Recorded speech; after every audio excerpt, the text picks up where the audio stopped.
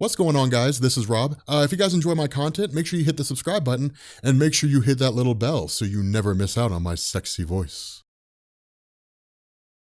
Okay, so continuing our discussions on Green Lantern, at this point, it's actually really cool. This is why I love the Green Lantern tie-in for Brightest Day. I think it's better than like the actual main Brightest Day story. But basically what we do is we pick up with the rise of Parallax / God Flash. I think it's actually really cool in terms of how this goes. Now, initially, this picks up with like a few paramedics. Really, it's kind of like the aftermath, it seems, of what went on with Atrocitus, where he, the leader of the Red Lantern Corps just kind of went crazy and like killed a bunch of people, stuff like that. But it is kind of interesting because in the middle of all this, they're effectively involved in a car wreck, and where one of them seems to die, they're met by the arrival of the Indigo Tribe. Now, remember, when it comes to the Green Lantern mythos, the Indigo Tribe is one of several Lantern Corps that are out there. And when it comes to the various Lantern Corps, one thing to keep in mind is basically the phrase Roy G. Biv: red, orange, yellow, green, blue, indigo, violet. That's the colors of the various Lantern Corps that are out there. The Indigo Tribe is the most ambiguous. It's really the one that we don't know that much about. And they were designed to be that way, really for a long time. It really wouldn't be until I think after like New 52 that DC actually explained the origins of the Indigo Tribe. But they're also here with the Black Hand. Now, remember, when it comes to William Hand, he really had like his biggest moment, really had a lot of big moments, but he was one of those characters that Jeff Johns kind of brought back with regards to the Green Lantern mythos, and then started rolling him over into like these small little tidbit cameos. He would show up here, he would show up there, he'd be a villain of the Green Lantern for a little while, and then it all basically culminated in the rise of Necron, the head of the Black Lanterns, basically the Lord of the Dead, quote unquote, or at least one of the many aspects of death that exists out there. But the idea was that with William Hand, because he was obsessed with death, he was kind of like the harbinger for Necron, meaning that he was the one that basically started kind of expelling these different rings and kind of bringing the dead to life and sort of laying the groundwork for Necron showing up inside the main DC universe. But following the events of Blackest Night, William Hand found some measure of redemption. That's really what this is, in the sense that he just becomes part of the Indigo Tribe. Now remember, this is the hunt for the various entities that exist out there, these physical representations of the different aspects of the emotional spectrum. And so when it comes to the Indigo Tribe, their entity is Proselyte, at least I think that's how you pronounce it. It's basically them kind of showing up and telling this paramedic who's really on his deathbed, on the moments when he's gonna die, and essentially say, you've been chosen to be the host for Proselyte, the entity of the Indigo Tribe. And so at this point, we switch over to the last video that we left off at, where we basically had Flash show up and confront Green Lantern. And this is cool, because remember, these two go way back. I mean, they really have an extremely lengthy history together. And a lot of that goes back to the events before Crisis on Infinite Earths, in the sense that, they'd really kind of like been teammates for quite some time and so on and so forth. They'd been on the Justice League and they'd fought together in various team-up issues and so on and so forth. But their friendship goes back quite a way. And the result is that when it comes to Barry Allen really showing up on the doorstep of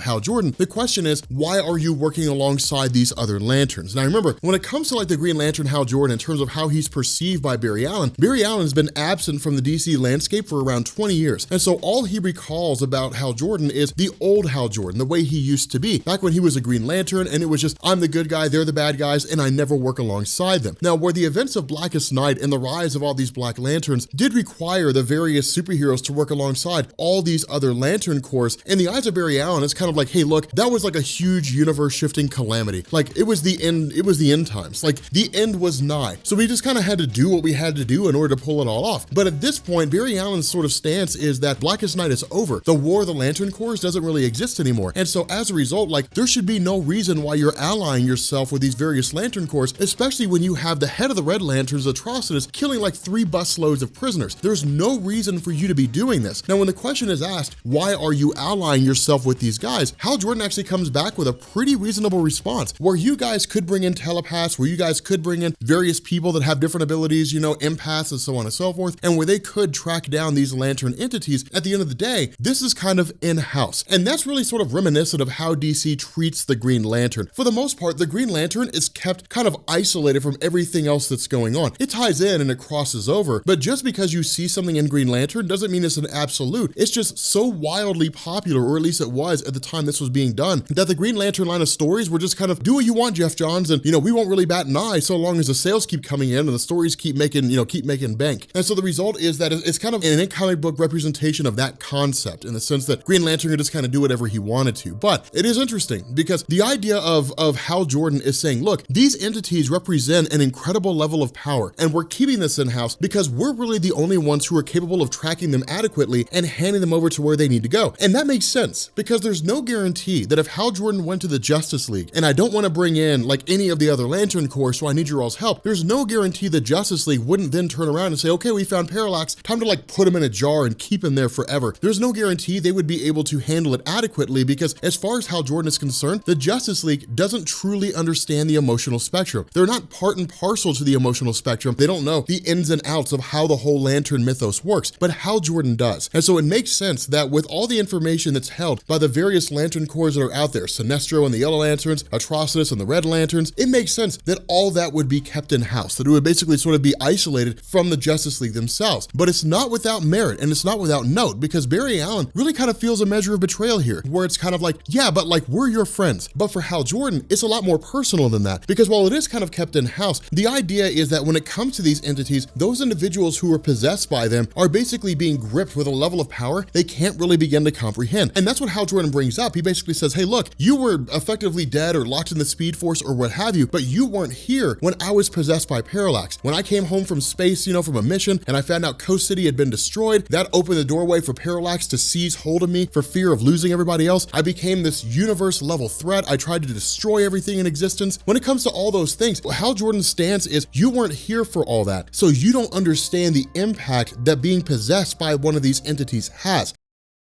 And so that's what's kind of cool about this, is because Barry's initial response is, no, I'm not going to. Like, I'm gonna stand here staunchly and we're gonna find a way to work this out. So again, it is kind of interesting. Now, I would argue in terms of like the way that Barry Allen's done here, it's almost kind of like making up for lost time, right? Like trying to be more of a superhero than he really needs to be. It's kind of like, hey, look, just to show you how good of a superhero I am, we're gonna solve this together, whether you want to or not. But in the middle of all this, Barry basically finds out that his wallet was stolen by Larfleeze, by the Orange Lantern of Greed. Again, this is why I love Larfleeze.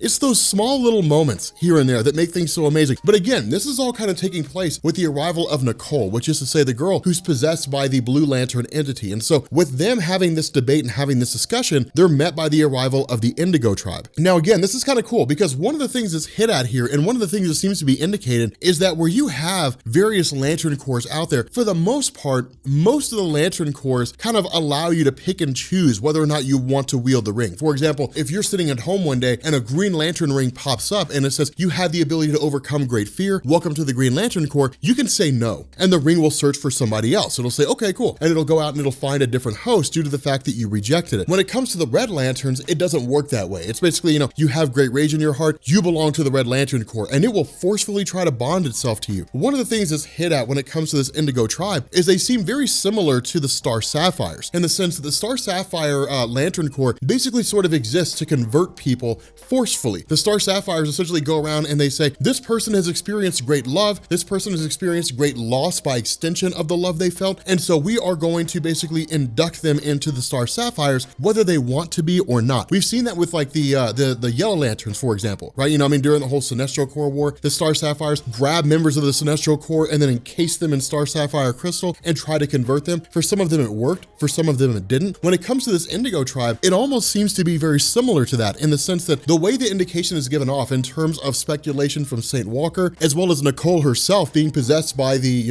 Blue Lantern entity, is that when it comes to William Hand, Hal Jordan's stance is just because of the fact that you found some measure of redemption by essentially feeling compassion and being bonded with an Indigo ring doesn't exonerate you of all the past crimes that you've committed, where William Hand basically says, yes, but I've been born again. I've been baptized in the fires of compassion and I've come out anew. The stance here is that, well, maybe it's one of those things where like, because of the fact that the Blue Lantern says none of these people feel hope, maybe it's one of those where like the Indigo tribe ring basically just takes over them. It replaces all the other emotions with nothing but compassion. And so in a sense, if you were to remove that ring, what would they turn into? Would they go back to their normal selves? And that's the question Hal Jordan asks to Indigo 1. If you feel compassion by extension of this ring, and this ring effectively forces you to feel compassion, then if I were to take you and I were to remove you from the influence of the Indigo tribe, what would you become? And so again, that's the whole idea of kind of feeding into the nature and the, you know, the ambiguity of the Indigo tribe. And we'll find out when it comes to her origin and how it was that she came to be, which is actually pretty tragic. But again, it's somewhat cool because where the groups begin coming to blows in the sense that a fight is inevitably going to break out just from all these differing opinions and so on and so forth, they're met by the arrival of this mysterious being. And this is just a cloaked guy that's kind of been floating around ever since the conclusion of Blackest Night. We don't know where he's coming from. We don't know what his motivation is. All we know is that this guy's been basically going around and capturing various entities or whatever entities he could. And so he effectively shows up here with the Parallax entity. And where the initial response is that it's supposed to go for Hal Jordan, what we end up learning is that it's not. Instead, the Parallax entity is going for the Flash Barry Allen, which it possesses, and Barry Allen looks absolutely amazing. But basically, it's all the powers of the Flash bolstered by all the energy and all the evil of Parallax himself. It's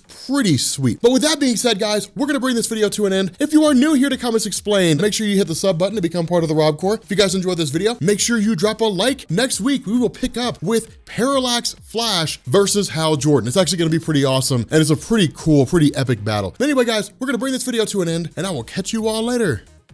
Peace.